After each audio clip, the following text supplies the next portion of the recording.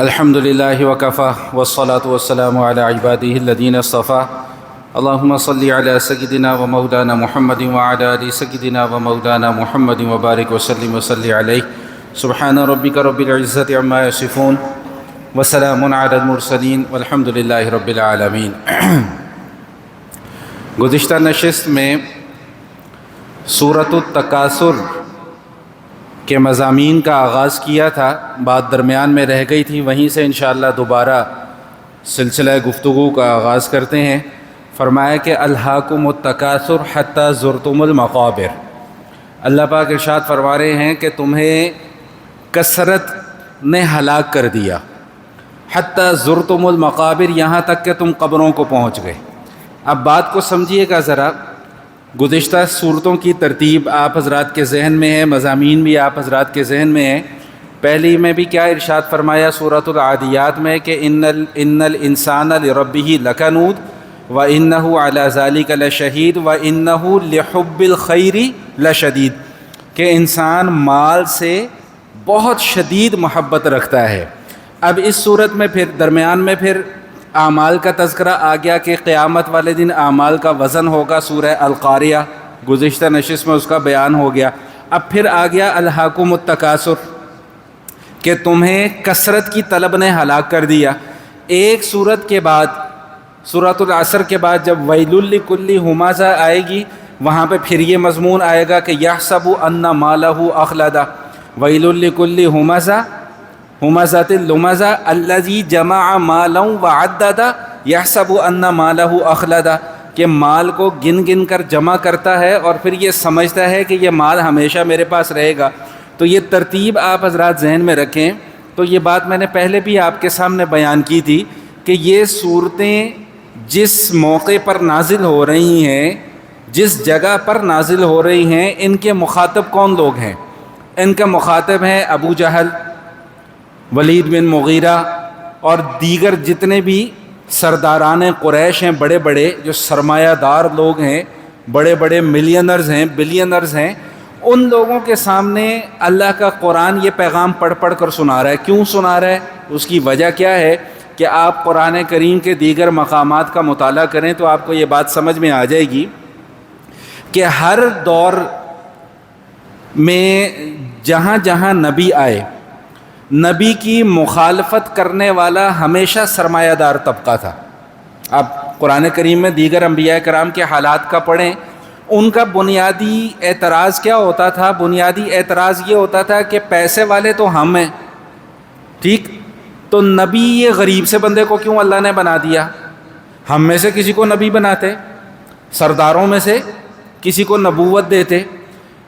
بنیادی مقصد کیا ہے؟ مقصد یہ سمجھانا ہے کہ ان لوگوں نے خود سے ایک فیصلہ یہ کر لیا ہوا تھا کہ چونکہ ہمارے پاس مال ہے، چونکہ ہمارے پاس اولاد ہے، چونکہ ہمارے پاس مویشی ہیں، چونکہ ہمارے پاس سرمایہ ہے، لہٰذا ہم اچھے ہیں۔ سمجھ رہے ہیں بات کو؟ کہ انہوں نے خود سے اپنا ایک یہ ذہن بنا لیا تھا کہ چونکہ ہمارے پاس سب کچھ ہے اس لیے ہم سب سے اچھے ہیں، اور اگر ہم اچھے نہ ہوتے تو ہمیں یہ سب کچھ ملتا بھی نہ۔ اور تیسرا ذہن کیا بنا لیا تھا کہ ہم یہاں پر اچھے ہیں تو ہم آخرت میں، اول تو ہم آخرت کو مانتے نہیں، لیکن اگر کوئی آخرت آ بھی گئی، کوئی قیامت آ بھی گئی، کوئی حساب کتاب ہو بھی گیا، کوئی پیشی اللہ کے سامنے ہو بھی گئی، تو چونکہ ہم یہاں اچھے ہیں تو لہٰذا ہم وہاں بھی کیا ہوں گے۔ بات سمجھ میں آئی؟ تو کیا ذہن انہوں نے سب سے پہلے ذہن کیا بنایا کہ ہمارے پاس سب کچھ ہے لہٰذا ہم سب سے اچھے ہیں۔ دوسرا ذہن کیا بنایا کہ بھئی ہمارے پاس ہم اچھے ہیں اس لیے ہمیں یہ سب کچھ ملا ہے۔ اور تیسرا ذہن کیا بنا لیا کہ ہم یہاں پر اچھے ہیں تو ہم وہاں بھی کیا ہوں گے، اچھے ہوں گے۔ تو اللہ تعالیٰ نے ان کے اس غلط نظریے کی تردید کے لیے اوپر تلے کئی آیات نازل فرما دی کہ بھئی سب سے پہلی بات تو یہ ہے کہ تمہارے پاس مال اور دولت کا ہونا یہ تمہارے اچھے ہونے کی دلیل نہیں ہے۔ نمبر ایک، بھائی مال و دولت تو فرعون کے پاس بھی تھا، نمرود کے پاس بھی تھا، اور تم سے کہیں زیادہ تھا، ٹھیک، تو تمہارے پاس مال اور دولت کا ہونا یہ تمہارے اچھے ہونے کی دلیل نہیں ہے، نمبر ایک۔ نمبر دو، کہ تم یہاں پر اچھے ہو تم وہاں پر بھی اچھے ہوگے تو یہ بھی اللہ کے ہاں کوئی معیار پسندیدگی کا نہیں ہے۔ نمبر 3 یہ کہ تم یہ سمجھتے ہو کہ ہم اچھے ہیں اس لیے ہمیں یہ سب کچھ مل رہا ہے، تو اللہ فرما رہے ہیں کہ یہ سب کچھ ملنا تمہیں ہلاکت میں ڈال دے گا۔ الہاکم التکاثر حتی زرتم المقابر، یہاں تک کہ تم قبروں کو پہنچ جاؤ گے۔ کلا سوف تعلمون ثم کلا سوف تعلمون کلا لو تعلمون علم الیقین۔ اور ابھی تو تمہیں یہ بات سمجھ میں نہیں آ رہی، لیکن ان قریب تمہیں یہ بات سمجھ میں آ جائے گی۔ ابھی تو اللہ تعالیٰ نے تمہیں ڈھیل دی ہوئی ہے۔ دیکھیں میں کئی نشستوں سے یہ بات آپ کے سامنے بیان کرتا چلا آ رہا ہوں کہ اللہ تعالیٰ دے کر بھی آزمائش لیتے ہیں، اللہ لے کر بھی آزمائش لیتے ہیں۔ ہر اٹھنے والا قدم ہمارا آزمائش ہے۔ اگر کسی کے پاس کچھ ہے تو اس کی بھی آزمائش ہے، اگر کسی کے پلے کچھ بھی نہیں ہے تو اس کی بھی کیا ہے بھائی؟ آزمائش ہے۔ تو یہ جو فرمایا نا کہ الہاکم التکاثر، تمہیں کثرت کی طلب نے ہلاک کر دیا۔ میں نے ایک حدیث تو آپ کو گزشتہ نشست کے آخر میں بھی سنا دی تھی کہ انسان کہتا ہے کہ میرا مال میرا مال میرا مال، تو اللہ کے حبیب صلی اللہ علیہ وآلہ وسلم کیا ارشاد فرماتے ہیں کہ بھائی تمہارا مال صرف 3 چیزیں ہیں، ایک وہ جو تم نے کھا لیا، ایک وہ جو تم نے پہن کر پرانا کر دیا، ایک وہ جو تم نے اللہ کے راستے میں صدقہ و خیرات کر دیا، اس کے علاوہ جو بچ جائے گا وہ تمہارا مال نہیں ہے۔ یہ حدیث تو میں نے گزشتہ نشست میں بھی سنا دی تھی۔ اب ایک حدیث اور اسی مضمون سے متعلقہ سن لیں، پھر آگے چلتے ہیں۔ نبی پاک صلی اللہ تعالیٰ علیہ وآلہ وسلم ارشاد فرماتے ہیں کہ جب آدمی مر جاتا ہے، مفہوم حدیث کا میں عرض کر رہا ہوں اپنے انداز میں، کہ جب آدمی مر جاتا ہے اور اس کی میت کو جب قبرستان لے جایا جا رہا ہوتا ہے، دفنانے کے لیے لے جایا جا رہا ہوتا ہے، تو حضور علیہ الصلوۃ والسلام ارشاد فرماتے ہیں کہ اس کے ساتھ 3 چیزیں جاتی ہیں۔ کتنی چیزیں جاتی ہیں؟ یاد کر لیں اس حدیث کو۔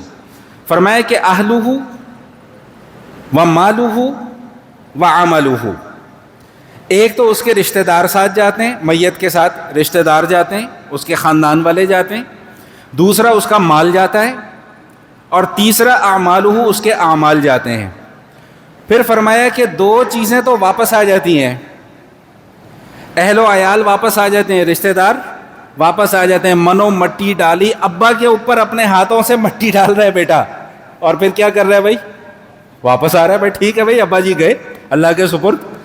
ماں کے جسم پر اپنے ہاتھوں سے اولاد مٹی ڈالتی ہے، سگا بھائی مٹی ڈالتا ہے، باپ بسا اوقات اپنی اولاد کی قبر پر مٹی ڈالتا ہے، اور مٹی ڈالنے کے بعد ہاتھ جھاڑتا ہے، وہ سب کیا ہو جاتا ہے بھائی؟ واپس آ جاتا ہے۔ فرمائے تھے ایک تو اس کے رشتہ دار بھی واپس آ جاتے ہیں، ومالہ، اس کا مال بھی واپس آ جاتا ہے، مال ساتھ جاتا ہے لیکن قبر کو دیکھ کر مال بھی کیا ہو جاتا ہے بھائی؟ واپس آ جاتا ہے۔ فرمایا کہ تیسری چیز ہے وَأَعْمَالُهُ، اس کے اعمال وہ بس باقی رہ جاتے ہیں۔ بھائی ایمان اور اعمال درست ہوں گے تو قبر کا معاملہ آسان ہوگا۔ مجھے یاد پڑتا ہے کچھ عرصہ پہلے بھی میں نے یہ حدیث سنائی تھی، لیکن کسی اور کانٹیکسٹ میں سنائی تھی، اور وہ کانٹیکسٹ یہ تھا کہ بھائی 3 چیزیں ساتھ جاتی ہیں، 2 واپس آ جاتی ہیں، ایک ساتھ باقی رہ جاتی ہے۔ اور وہاں پر میں نے ایک جملہ یہ عرض کیا تھا کہ رشتہ داری اور حسب نسب کی بنیاد پر بخشش نہیں ہوگی۔ میرے ابا جی بہت بڑی شخصیت ہیں، میری اماں جان اللہ کی ولیہ تھیں، میرے پیر صاحب ہیں بہت بڑے آدمی ہیں، میرا فلاں رشتہ دار بہت بڑا آدمی ہے، میرا فلاں رشتہ دار بڑا جو ہے وہ حاجی ہے اور بڑا نیک ہے، بڑا نمازی ہے، تو اس بنیاد پر آخرت میں جا کر بخشش نہیں ہوگی۔ آخرت میں بخشش ہوگی تو اپنے ایمان اور اپنے اعمال کی بدولت ہوگی۔ کسی دوسرے کے ایمان کی وجہ سے، کسی دوسرے کے اعمال کی وجہ سے نہ مجھے سزا ملے گی نہ میری بخشش ہوگی۔ میرے ہاتھ میں اگر اللہ نے بخشش کا پروانہ جاری کرنا ہے تو سب سے پہلے میرا کٹھا چٹا اللہ نے دیکھنا ہے، میرا ایمان دیکھنا ہے، میرے اعمال دیکھنے ہیں۔ اس کی بنیاد پر پھر یہ فیصلہ ہوگا کہ اس محمد عمیر کاشف کی بخشش بنتی بھی ہے کہ نہیں بنتی۔ تو بھائی اگر بخشش ہوگی تو اپنے اعمال اپنے ایمان کی بنیاد پر ہوگی، کسی دوسرے کے اعمال اور کسی دوسرے کے ایمان کی بنیاد پر کسی کی بخشش نہیں ہوگی۔ وہ ایک حدیث مجھے یاد آ گئی، مفہوم ہے، اللہ تعالیٰ کمی بیشی معاف فرمائے، کہ نبی پاک صلی اللہ تعالیٰ علیہ وآلہ وسلم نے سیدہ فاطمۃ الزہرا، جنتی خاتون، جنت کی عورتوں کی سردار ہیں، علی کی زوجہ ہیں، حسن حسین کی والدہ ماجدہ ہیں، حضور علیہ الصلوۃ والسلام کی لخت جگر ہیں. حضور فرماتے ہیں کہ فاطمہ میرے جگر کا ٹکڑا ہے، جس نے فاطمہ کو تکلیف دی اس نے مجھے تکلیف دی. فاطمہ رضی اللہ تعالی عنہا کو نبی پاک صلی اللہ علیہ وآلہ وسلم یہ بات ارشاد فرما رہے ہیں کہ فاطمہ کل قیامت والے دن میرا باپ ہونا تمہیں فائدہ نہیں پہنچائے گا. کہیں تم آخرت میں یہ سوچ لے کر نہ آنا کہ محمد الرسول اللہ، سب بولیں بھائی صلی اللہ علیہ وآلہ وسلم میرے والد ماجد ہیں، ان کی وجہ سے میری بخشش ہو جائے گی. فرمایا نہیں، میری وجہ سے تمہاری بخشش نہیں ہوگی. تمہاری بخشش ہوگی تو تمہارے اپنے اعمال کی وجہ سے ہوگی، تمہاری بخشش ہوگی تو تمہارے اپنے ایمان کی وجہ سے ہوگی. تو کیا فرمایا کہ بھائی الہاکم التکاثر، بھائی یہ کثرت کی طلب، اور آ جائے اور آ جائے اور آ جائے اور آ جائے. فرمایا کہ اس کثرت کی طلب نے تمہیں ہلاک کر دیا. حتی زرتم المقابر، یہاں تک کہ تم قبروں کو پہنچ گئے. کلا سوف تعلمون ثم کلا سوف تعلمون، ان قریب جان لو گے کہ تمہارے ساتھ معاملہ کیا ہونے والا ہے. کلا لو تعلمون علم الیقین لترون الجحیم ثم لترونها عین الیقین. اس آیت کو سمجھنے سے پہلے کچھ ضروری مضمون ہے، وہ سمجھنا ضروری ہے. مفہوم سمجھ لیں. مفہوم آیت کا کیا ہے کہ کلا لو تعلمون علم الیقین، کہ اگر تم علم یقین کی بنیاد پر جان لیتے تو تم ایسی حرکت ہرگز نہ کرتے. لَتَرَوُنَّ الْجَحِيمَ، تمہیں جہنم دکھائی جائے گی، جہنم کو تم اپنی آنکھوں سے دیکھ لو گے. ثُمَّ لَتَرَوُنَّهَا عَيْنَ الْيَقِينَ، پھر تمہیں عین الیقین حاصل ہو جائے گا. اب سمجھیں ذرا اس چیز کو. یہ یقین کس چیز کا نام ہے؟ دیکھیں، کسی بھی چیز کا پختہ علم آ جانا اس کو یقین کہتے ہیں. کسی بھی چیز کا پختہ علم آ جانا اس کو یقین کہتے ہیں. اور ایسا علم آ جانا کہ کسی شک کی وجہ سے وہ علم زائل نہ ہو، اس کو یقین کہتے ہیں. بھائی آسان مشکل تو نہیں لگے؟ جیسے مثال کے طور پہ بھائی سورج نکلا ہوا ہے اس وقت، پختہ یقین ہے ہمیں اس بات کا. اب کوئی لاکھ ہمیں یہ کہتا رہے کہ نہیں جی باہر رات ہے، باہر رات ہے، تو آپ کیا کہیں گے کہ نہیں بھائی اس وقت کیا ہے؟ دن ہے. کیوں؟ دلیل کیا ہے کہ سورج، بولے بھائی ساتھ ساتھ چلیں، سورج نکلا ہوا ہے. تو یہ یقین ہے. علماء فرماتے ہیں کہ یقین کے 3 درجے ہیں. اس مضمون کو بہت اچھے طریقے سے سمجھ لیں، پھر جا کر یہ دونوں آیتیں سمجھ میں آئیں گی، وگرنہ یہ دونوں آیتیں سمجھ میں نہیں آئیں گی اگر آپ نے اس مضمون کو نہیں سمجھا. اس لیے پوری توجہ میری طرف رہے. یقین کے 3 درجے علماء فرماتے ہیں. سب سے پہلا درجہ ہے علم الیقین، اس صورت میں بھی آیا. دوسرا درجہ ہے عین الیقین، وہ بھی اسی صورت میں آیا. اور تیسرا درجہ ہے حق الیقین. کتنے درجے ہو گئے؟ 3 درجے. اب سمجھے ذرا، علم الیقین کس چیز کا نام ہے؟ کسی بتانے والے نے ہمیں بتایا اور ہم نے اس بتانے والے پر اعتماد کرتے ہوئے اس کی بات کو تسلیم کر لیا، اس کو کہتے ہیں علم الیقین. سمجھ میں آئی بات؟ کہ کسی بتانے والے نے ہمیں بتایا اور ہم نے اس کی بات کو تسلیم کرتے ہوئے اس بات پر یا اس چیز پر ہم نے یقین کر لیا، یہ ہے علم الیقین. ایک ہے عین الیقین. عین الیقین کیا ہے؟ کہ جو چیز ہمیں بتائی گئی ہے جب ہم نے اپنی آنکھوں سے اس کا مشاہدہ کر لیا تو پھر اب ہمیں یقین حاصل ہو گیا. یہ دوسرا درجہ ہے عین الیقین. اور تیسرا درجہ ہے حق الیقین. حق الیقین کیا ہے؟ کہ جب ہم نے اس چیز کا تجربہ کر لیا پھر جا کر ہمیں علم حاصل ہوا. سمجھ میں آئی بات؟ اب میں 1-2 آسان سی مثالوں سے سمجھانے کی کوشش کرتا ہوں تاکہ بات ذہن نشین ہو جائے. میں نے قاری ابرار صاحب سے پوچھا کہ میں نے اس ممبر کو دیکھا نہیں. میں نے قاری ابرار صاحب سے پوچھا کہ قاری ابرار صاحب مجھے بتائیں کہ یہ ممبر کس چیز کا بنا ہوا ہے. انہوں نے مجھے بتایا کہ یہ ممبر لکڑی کا بنا ہوا ہے. بتایا انہوں نے، میں نے ابھی دیکھا نہیں ہے. میں نے ان کی بات کو مان لیا. یہ کیا ہے؟ علم الیقین. اب میں جمعے والے دن آیا، میں نے آ کر سب سے پہلے نظر اپنے اس ممبر کے اوپر ڈالی، دیکھا، ہاتھ لگایا، اچھا بھائی یہ تو واقعی لکڑی کا بنا ہوا ہے. اب میں نے اپنی آنکھوں سے دیکھ لیا، مشاہدہ کر لیا. اب یہ کیا ہو گیا بھائی؟ عین الیقین.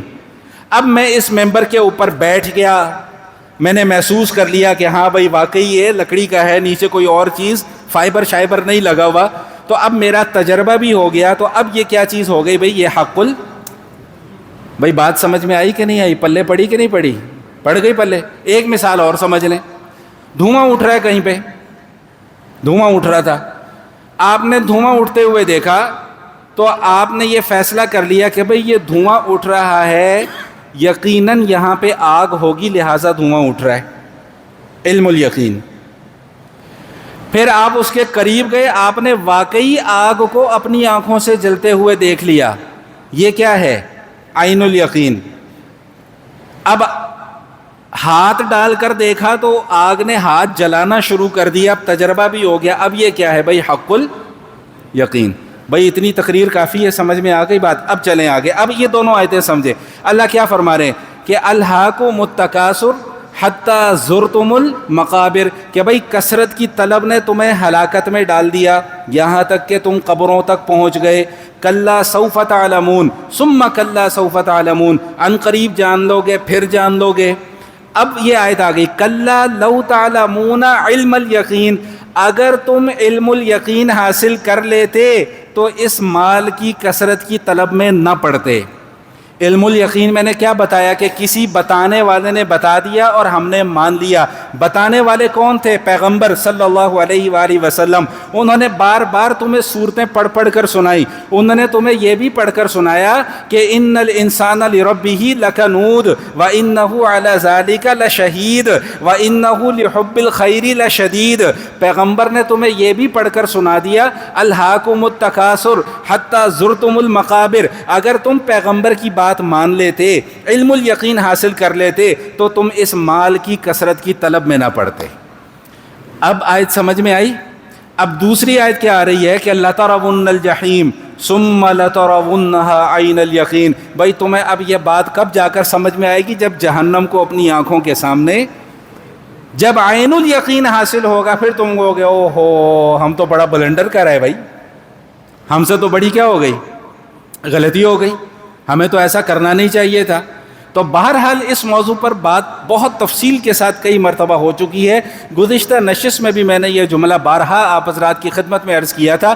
دیکھیں کسی بات کو بار بار کرنے کا مقصد کیا ہوتا ہے کہ وہ بات اچھے طریقے سے ذہن نشین ہو جائے، اور اگر اس حوالے سے کوئی خلجان یا کوئی غلط فہمی ہے تو اس کا ازالہ ہو جائے۔ تو آج پھر اس بات کو سن لیں کہ بھئی شریعت مال جمع کرنے سے منع نہیں کرتی، شریعت غلط طریقے سے مال جمع کرنے کو منع کرتی ہے، اور شریعت مال سے دل لگا لینے کو منع کرتی ہے۔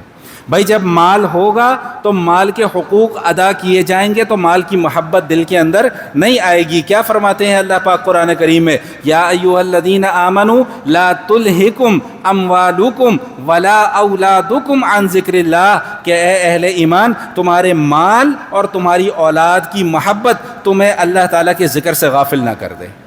معلوم یہ ہوا کہ حق کو قبول کرنے میں سب سے بڑی جو رکاوٹ ہے نا وہ یہ مال ہے۔ لِكُلِّ أُمَّةٍ فِتْنَةٌ وَفِتْنَةُ أُمَّتِيَ الْمَالِ او کما قال علیہ الصلوۃ والسلام۔ حضور علیہ الصلوۃ والسلام ارشاد فرماتے ہیں کہ ہر امت کے لیے اللہ تعالیٰ نے کوئی نہ کوئی آزمائش رکھی ہے، ہر امت کے لیے اللہ پاک نے کوئی نہ کوئی فتنہ رکھا ہے، اور میری امت کی آزمائش جو ہے اللہ نے مال کے اندر رکھی ہے۔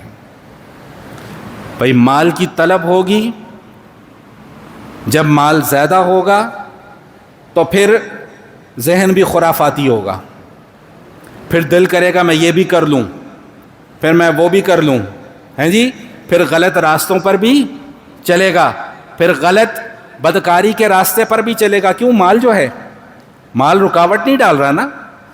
بھائی ابھی اگر کوئی انسان کوئی غلط کام کرنے سے رک جاتا ہے تو اس کی وجوہات میں سے ایک بہت بڑی وجہ مال کا نہ ہونا بھی ہوتی ہے۔ بھائی پیسے نہیں ہے تو دو نمبری کرے گا کیسے؟ تو دو نمبری تبھی کرے گا نا جب پیسے ہوں گے۔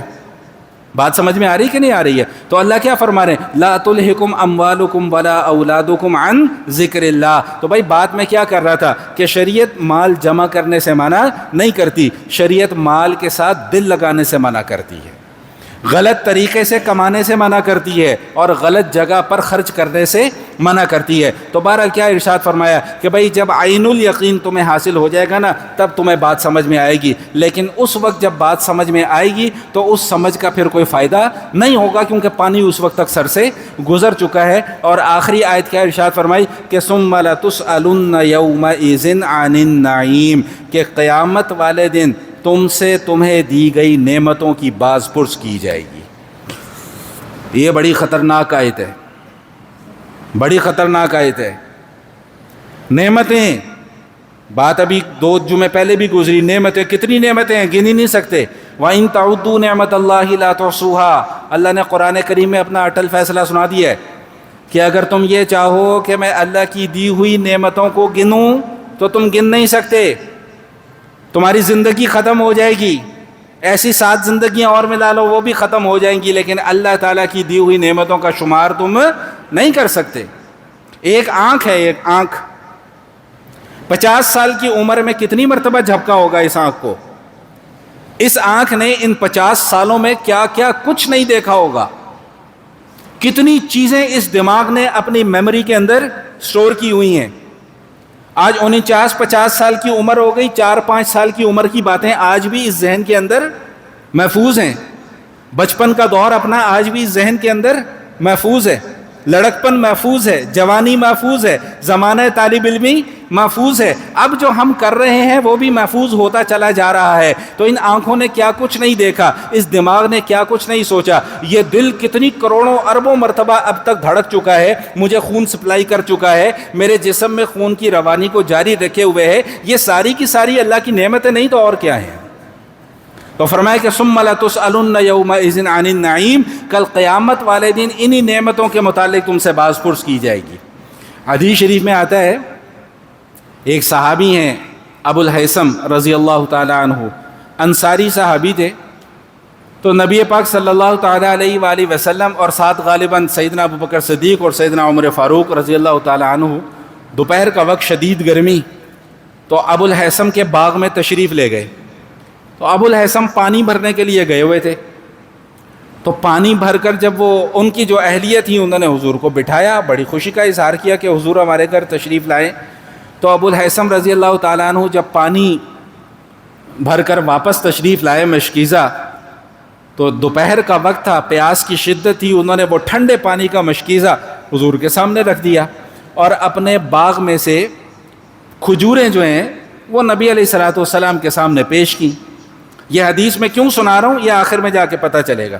حضور علیہ الصلوۃ والسلام نے وہ کھجوریں نوش فرمائیں، ٹھنڈا پانی پیا اور اس کے بعد اللہ کا شکر ادا کیا، اور پھر صحابہ کرام سے مخاطب ہو کے یہ بات ارشاد فرمائی کہ یہ جو نعمتیں اللہ تمہیں دے رہے ہیں نا، کل قیامت والے دن اللہ تعالیٰ نے انہی نعمتوں کے متعلق تم سے سوال کرنا ہے۔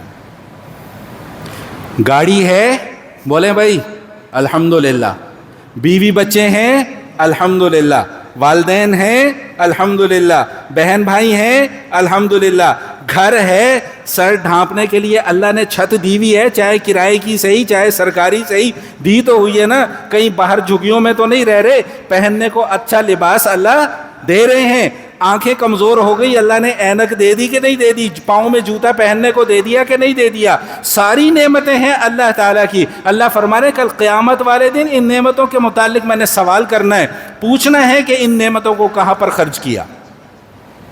مال میں نے دیا تھا، جی اللہ بالکل دیا تھا، کہاں خرچ کیا؟ وہ بڑی مشہور حدیث ہے، آپ کئی مرتبہ سن چکے ہیں کہ اللہ کے نبی صلی اللہ علیہ وآلہ وسلم ارشاد فرماتے ہیں جب تک کہ 4 سوالوں کے جواب نہیں دے دو گے نا اپنی جگہ سے ہل نہیں سکو گے۔ 4 سوال پوچھے جائیں گے۔ سب سے پہلا سوال، عمر زندگی دی کہاں خرچ کی؟ جوانی دی کہاں خرچ کی؟ بعض احادیث میں 5 کا آیا، بعض میں 4 کا ذکر آیا۔ علم دیا، کتنا عمل کیا علم کے اوپر؟ مال کہاں سے کمایا، کہاں خرچ کیا، بتاؤ، جواب دینا پڑے گا۔ حضور نے فرما دیا، حضور نے فرما دیا ہوگا تو پھر ہوگا۔ تو فرمایا کہ ثم لتسألن یومئذ عن النعیم، قیامت والے دن یہ جو نعمتیں تمہیں دی گئی ہیں ان نعمتوں کی باز پرس تم سے ہوگی۔ باز پرس کیا ہوگی؟ کہ جو نعمتیں ہم نے تمہیں دی تھی تم نے ان نعمتوں کا حق ادا کیا کہ نہیں کیا۔ اب اصل سوال یہ ہے کہ نعمت کا حق کیسے ادا کیا جائے۔ نہایت آسان اور اس کا مختصر سا جواب یہ ہے کہ جو نعمت اللہ پاک نے عطا فرمائی ہو، جس مقصد کے لیے عطا فرمائی ہو، اس نعمت کو اسی مقصد میں استعمال کیا جائے، بس سمپل۔ اللہ نے آنکھیں دی ہیں، کس لیے دی ہیں بھائی آنکھیں؟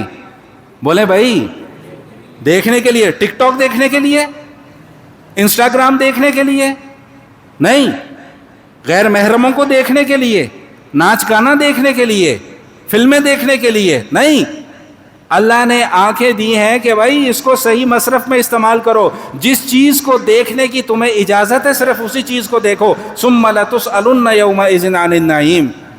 کان پوچھا جائے گا، کان دیے تھے؟ جی دیے تھے۔ آواز آتی تھی کانوں میں؟ جی آتی تھی۔ کیا سنا کانوں سے؟ یا اللہ تلاوت سنی، اچھا بہت اچھی بات۔ اور کیا سنا؟ یا اللہ نیک باتیں سنی، بہت اچھی بات۔ اور کیا سنا؟ اے اللہ آپ کے نبی کی احادیث کو سنا، بہت اچھی بات۔ علماء کرام کے بیانات سنے، اچھی باتیں سنی، بہت اچھی بات۔ اور اگر ذرا ڈی ٹریک ہو گئے، اللہ میاں گانے سنے، اس کان سے چھپا تو سکتے نہیں۔ اب سوال پوچھا جائے گا کہ یہ کان میں نے اس لیے دیے تھے، یہ مطلب ہے اس آیت کا، میں نے ایسے نہیں کہہ دیا تھا کہ یہ بڑی خطرناک آیت ہے۔ ہم تو بڑے آرام سے نمازوں میں بس جی نماز ہو گئی، ہم تو پڑھ کے گزر جاتے ہیں، لیکن غور نہیں کیا کہ اللہ کیا کہہ رہے ہیں۔ اللہ کہہ رہے ہیں ثم لتسألن یومئذ عن النعیم، قیامت والے دن جو نعمتیں دی گئی ہیں نا، ان نعمتوں کے متعلق باز پرس ہوگی، ان نعمتوں کے متعلق سوال کیا جائے گا کہ جو نعمت جس مقصد کے لیے دی تھی وہ نعمت اس مقصد میں خرچ کی یا نہیں کی۔ سورۃ التکاثر کے مضامین مکمل۔ اس کے بعد کون سی سورت آتی ہے بھائی؟ بولیں بھائی کون سی سورت آتی ہے؟ آپ سب کو تو یاد ہے سورۃ العصر، والعصر ان الانسان، بولیں پڑھیں بھائی، لفی خسر الا الذین آمنوا وعملوا الصالحات وتواصوا بالحق وتواصوا بالصبر۔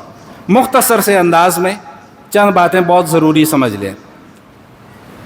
یہ قرآن کریم کی ایک چھوٹی سی سورت ہے، لیکن اس چھوٹی سی سورت کے اندر اللہ تعالیٰ نے کامیابی کا 4 نکاتی ایجنڈا بیان کر دیا اس سورت کے اندر کہ بھئی اگر چاہتے ہو کہ کامیاب ہو جاؤ تو یہ 4 چیزوں پر عمل کر لو، کامیاب ہو جاؤ گے۔ لیکن اس مضمون کو سمجھنے سے پہلے یہ جو والعصر کا لفظ ہے اس کو سمجھ لیں۔ ماشاءاللہ آپ روزانہ ہر نماز میں، سنتوں میں، نوافل میں، فرائض میں آپ یہ سورت پڑھتے ہیں۔ اب پڑھیں گے تو ذرا پڑھنے کا انداز انشاءاللہ کچھ اور ہوگا۔ والعصر قسم ہے زمانے کی، یا قسم ہے عصر کی نماز کے وقت کی۔ یہ 2 تفسیریں ہیں اس کی، ایک تفسیر اور بھی ہے وہ بعد میں بتاؤں گا۔ زمانہ، زمانہ، زمانہ کس چیز کا نام ہے؟ زمانہ نام ہے وقت کا۔ اور مجھے کوئی 30-35 سال پہلے زمانہ طالب علمی میں ایک شعر پڑھا تھا، جب ہم عربی گرامر پڑھنا شروع کر رہے تھے، وہ دوران مطالعہ اچانک یاد آ گیا۔ 30-35 سال پرانا شعر، کیا وہ شاعر نے لکھا ہمیں سمجھانے کے لیے اور یاد کرانے کے لیے کہ وقت جو موجود ہے وہ حال ہے، گزرا ماضی، آتا استقبال ہے۔ جو وقت اس وقت موجود ہے یہ کون سا زمانہ ہے؟ حال۔ جو گزر گیا وہ ماضی، جو آنے والا ہے وہ استقبال یا مستقبل۔ تو زمانہ جو ہے وہ ہے وقت۔ بخاری شریف کی حدیث ہے کہ حضور علیہ الصلوۃ والسلام ارشاد فرماتے ہیں کہ اللہ تعالیٰ یہ بات ارشاد فرماتے ہیں، ایسی حدیث کو کیا کہتے ہیں بھائی؟ پرانے حضرات کو یاد ہوگا، حدیث قدسی، ٹھیک، جس میں حضور علیہ الصلوۃ والسلام یہ فرمایا کہ اللہ یہ فرماتے ہیں۔ کیا فرماتے ہیں اللہ یہ فرماتے ہیں کہ یسب بنو آدم الدہر، کہ انسان یعنی بنو آدم، انسان جو ہے وہ زمانے کو گالی دیتا ہے۔ وَأَنَا الدَّهْرُ، اللہ فرماتے ہیں کہ میں زمانہ ہوں۔ بِيَدِ اللَّيْلُ وَالنَّهَارُ، میرے ہی ہاتھوں میں رات اور دن ہے۔ کیا مطلب اس حدیث کا؟ کہ اللہ فرما رہے ہیں میں زمانہ ہوں۔ کیا مطلب اس کا؟ مطلب اس کا یہ ہے کہ زمانے کی الٹ پھیر، وقت کا آگے پیچھے ہونا، رات کا دن سے بدلنا، دن کو رات سے بدلنا، سردی کا جانا، گرمی کا آنا، گرمی کا جانا، سردی کا آنا، یہ سب کا تعلق وقت کے ساتھ ہے۔ اللہ فرما رہے ہیں کہ یہ پورا کا پورا وقت جو ہے یہ میرے کنٹرول میں ہے۔ یہ مطلب ہے اس کا۔ تو اللہ تعالیٰ اس زمانے کی قسم کھا رہے ہیں۔ ایک تفسیر تو یہ ہے۔ ایک تفسیر یہ ہے کہ والعصر سے مراد نماز عصر کا وقت ہے۔ نماز عصر کے متعلق ایک قرآن کی آیت سورہ بقرہ کی اور ایک حدیث آپ کو سناؤں گا، بس زیادہ وقت نہیں۔ قرآن کریم میں سورہ بقرہ میں اللہ ارشاد فرما رہے ہیں کہ حافظوا علی الصلوات والصلاۃ الوسطی، بھائی ساری نمازوں کی حفاظت کرو، خاص طور پر عصر کی نماز کی۔ سمجھ رہے ہیں بات؟ ساری نمازوں کی حفاظت کرو، خاص طور پر کس کی؟ عصر کی نماز کی۔ اور حدیث شریف میں آتا ہے، نبی کریم علیہ الصلوۃ والتسلیم ارشاد فرماتے ہیں کہ جس شخص کی عصر کی نماز فوت ہو گئی، فَكَأَنَّمَا وُطِرَ أَهْلُهُ وَمَالُهُ، وہ ایسا ہی ہے کہ جیسے اس کے اہل و عیال، اس کا کاروبار، اس کا خاندان سب کچھ تباہ و برباد ہو گیا۔ یعنی خاندان کا تباہ ہو جانا، کاروبار کا تباہ ہو جانا اتنا نقصان دہ نہیں ہے جتنا عصر کی نماز کا فوت ہو جانا نقصان دہ ہے۔ مشغولیت کا وقت ہوتا ہے نا، مصروفیت کا وقت ہوتا ہے، کام کا برڈن بہت زیادہ ہوتا ہے، اور اکثر اسی وجہ سے عصر کی نماز رہ جاتی ہے۔ تو لیکن تاکید کیا کی جا رہی ہے کہ بھائی سب کچھ چھوڑ دو، عصر کی نماز نہ چھوڑنا۔ عصر کی نماز چھوڑ دی تو سمجھ لو کہ تمہارا کاروبار بھی گیا، تمہارے مال بھی گیا، تمہاری اولاد بھی گئی، تمہارا سب کچھ گیا۔ تو اس لیے فرمایا کہ والعصر، قسم ہے عصر کے وقت کی۔ اور ایک تیسری بڑی دلچسپ تفسیر وہ بھی مفسرین نے لکھی ہے، وہ کیا ہے کہ قسم ہے تاریخ کی۔ تاریخ مین ہسٹری۔ کس بات پر قسم کھائی جا رہی ہے کہ ان الانسان لفی خسر، تاریخ اس بات پر گواہ ہے کہ بے شک تمام کے تمام انسان خسارے میں ہیں، نقصان میں ہیں۔ اب یہاں پر اگر آپ حضرات کی دلچسپی ہو تو مختصر ایک دو گزارشات اور عرض کر دوں، اگر دلچسپی ہو تو۔ جی نیند آ رہی ہے نا سب کو، میں نے کہا پوچھ لوں، اگر دلچسپی ہو تو کچھ عرض کر دوں۔ آپ مجھ سے اب یہ سوال کریں گے کہ مولوی صاحب آپ نے یہ جو ترجمہ کیا نا کہ ان الانسان لفی خسر، بے شک تمام کے تمام انسان نقصان میں ہیں، تو یہ تمام کے تمام انسان، تمام سارے کے سارے، یہ ترجمہ آپ کہاں سے لے کے آئے؟ سوال سمجھ میں آیا؟ تو میں آپ کو جواب یہ دوں گا کہ یہ سارے کا سارا ترجمہ میں وہیں سے لے کے آیا جہاں سے آپ الحمدللہ رب العالمین میں کیا کہتے ہیں کہ تمام کی تمام تعریفیں کس کے لیے ہیں؟ بولیں بھائی، میں اب آپ سے سوال کروں گا کہ آپ وہاں پر یہ تمام کا ترجمہ کہاں سے لے کے آئے؟ کبھی سوچا اس چیز کے اوپر؟ بولیں بھائی، بھائی نہیں سوچا تو بتا دینا کہ نہیں سوچا، تو آج سوچ لیں، انشاءاللہ فائدہ ہوگا۔ یہ تمام کا ترجمہ آیا کہاں سے؟ یہ جو الحمد میں الف لام آ رہا ہے نا، یہ اس الف لام کا کمال ہے کہ اس نے حمد کو الحمد بنا کر معنی یہ کر دیا کہ تمام کی تمام تعریفیں کس کے لیے ہیں؟ اللہ کے لیے۔ اور اسی الف لام نے الانسان میں آ کر یہ معنی پیدا کر دیا کہ بھئی تمام کے تمام انسان کس میں ہے؟ بھئی نقصان میں ہے، خسارے میں ہے۔ ہر دور کے رہنے والا ہر انسان نقصان میں ہے، ہر زمانے کا انسان نقصان میں ہے، لیکن فرمایا کہ 4 قسم کے لوگ نقصان سے بچ جائیں گے۔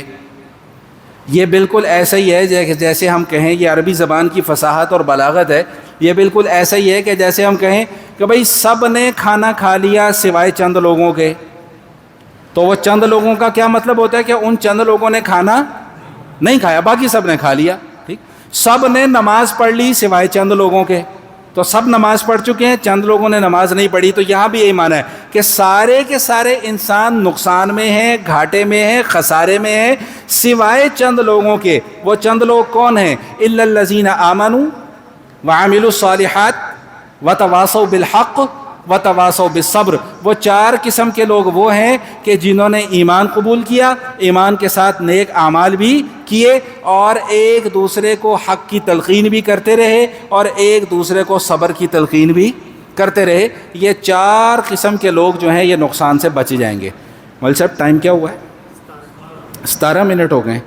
اچھا، اب اس مضمون کو میں چھوڑ رہا ہوں، انشاءاللہ آئندہ جمعے کے لیے یہیں سے بات کو شروع کریں گے۔